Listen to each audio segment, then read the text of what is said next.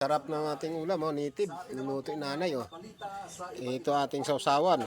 Ito ating rice.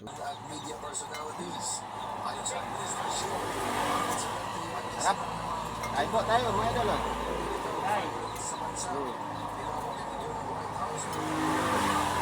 Sausawan, sarap. Bayan, utang na naman. Kasi nababalita po, malalaki yung binabayaran eh. Laki ng bili. Puntang Sam. Laki? Correct ka ba? Freezer. Talagang malaki talaga at ano. Freezer Sinabi kasi na dahil yung pagkakawala ng diesel, mga kung ano-ano.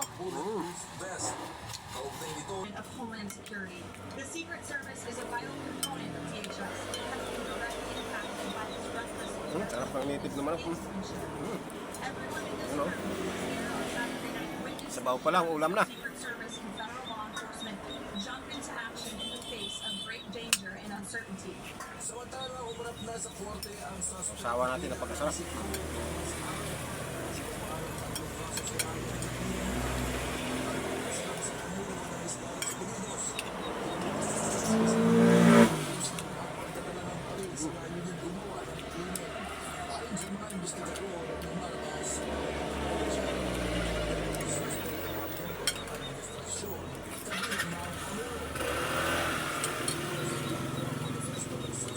Tama-tama lang yung tigas. Sa Pangulo at sa kanyang administrasyon. Sa kabila ng mga pagkakaiba ng pagmamaw sa politika, nanawagan ang White House na dapat idaan sa maayos na pag-uusap ang mga hindi pagkakaunawaan at hindi sa karahasan. Debating, peaceful protesting, and voting are how we need to settle this agreement, not bullets. Nobody in this security has faced the violence from President Trump. This violence stems from a systemic demonization of his supporters. Matamba tayo na nanay native naman. Yes, by elected members of the Democrat Party and even some in the media. This hateful and constant and violent rhetoric directed at President Trump, day after day after day for 11 years, has helped to legitimize this violence and bring us to this dark moment.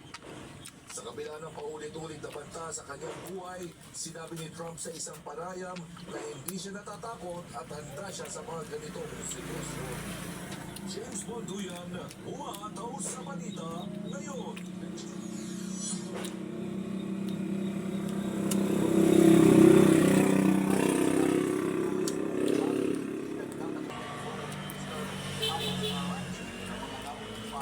US at sinabing hindi totoong nagtagumpay ang mga ito sa kanilang layunin sa digmaan. May hataw na balita si Joey Permas.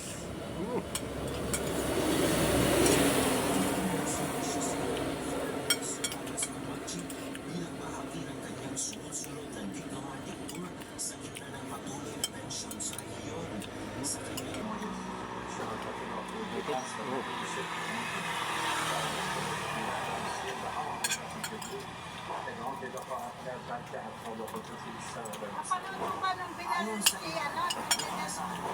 Alam? Pag inasulat na yan? Hindi lamang sa aspeto ng diplomasya, kundi pati sa mga